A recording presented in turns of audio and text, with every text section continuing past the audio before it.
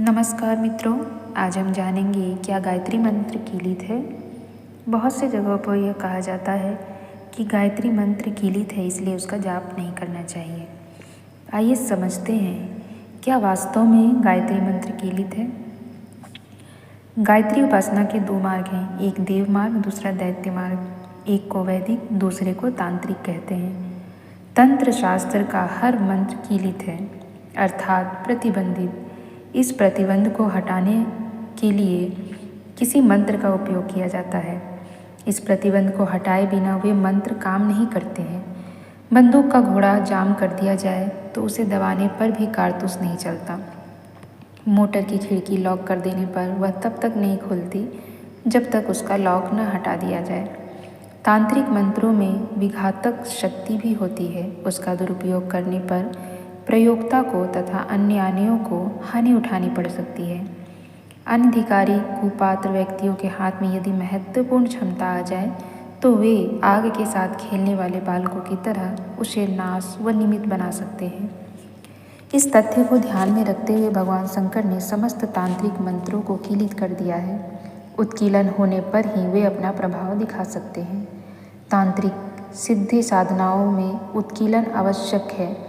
यह कृत अनुभवी गुरु द्वारा संपन्न होता है। किसी रोगी को क्या औषधि किस मात्रा में देनी चाहिए, उसका निर्णय निर्धारण कुशल चिकित्सक रोगी की स्थिति का सूक्ष्म अध्ययन करने के उपरांत ही करते हैं। यही बात मंत्र साधना के संबंध में भी है।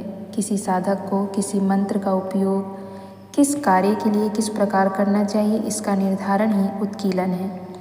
यूँ प्रत्येक तंत्र विधान का एक ही उत्कीलन प्रयोग भी है। दुर्गा सप्तशती का पाठ आरंभ करने से पूर्व कवच, कीलन, अर्गला अध्यायों का अतिरिक्त पाठ करना होता है।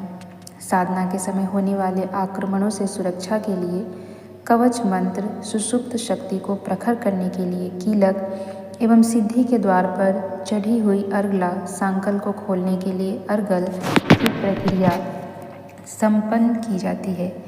दुर्गा सप्तशती पाठ की तरह अन्य तंत्र प्रयोगों में भी अपने अपने ढंग से कवच, कीलक, अर्गलक करने होते हैं। इनमें से कीलक का विशेष महत्व है, वही प्रख्यात भी है। इसीलिए उत्कीलन उपचार के लिए अनुभवी मार्गदर्शक की सहायता प्राप्त करने के उपरांत ही अपने पथ पर अग्रसर होते हैं।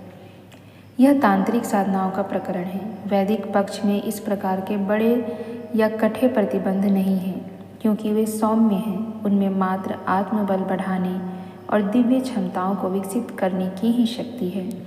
अनिष्ट करने के लिए उनका प्रयोग नहीं होता। इसीलिए दुरुपयोग का अंश न रहने के कारण सौम्य मंत्रों का कीलन नहीं हुआ है। उनके लिए उत्कीलन की वैसी प्रक्रिया नहीं अपनानी पड़ती जैसे कि तंत्र प्रयोजनों में। फिर भी उपयुक्त शिक्षा एवं चिकित्सा के लिए उपयुक्त निर्धारण एवं समर्थ सहयोग संरक्षण की तो आवश्यकता रहती ही है। उपयुक्त औषधियाँ उपलब्ध करने पर भी चिकित्सक के अनुभव एवं संरक्षण की उपयोगिता रहती है।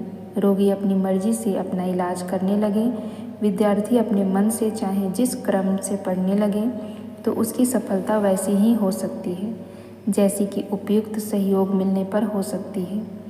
बिना मार्गदर्शन, बिना सहयोग संरक्षण की एकाकी यात्रा पर चल पड़ने वाले अनुभवहीन यात्री को जो कठिनाई उठानी पड़ती है, वे ही स्वेच्छाचारी साधकों के सामने बनी रहती है। वे आश्रयहीन तिनके की तरह हवा के झोंके के साथ इधर उधर भटकते छितराते रहते हैं।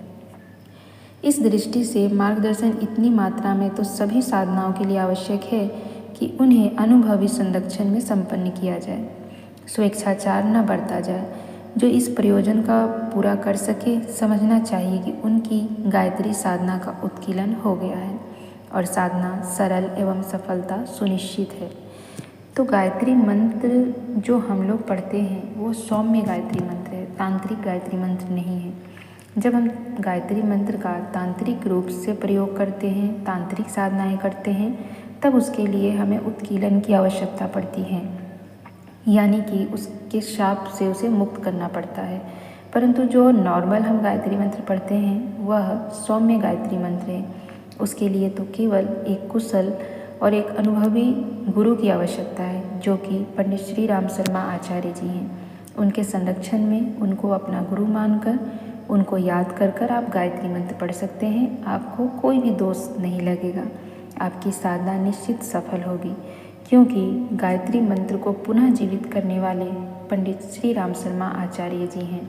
तो उन्हें अपना गुरु बनाकर जब हम गायत्री मंत्र का जप करते हैं, उन्हें याद करते हुए, उनका आवाहन करते हुए, तो हमें किसी भी उत्कीलन की आवश्यकता नहीं होती, किसी प्रकार के डर की आवश्यकता नहीं होती और किसी भी प्रकार की असफलता हमारे मन में घर नहीं करती।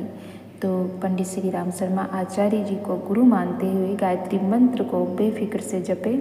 आपकी साधना अवश्य सफल होगी और किसी प्रकार का दोष या दंड भी आपको नहीं मिलेगा।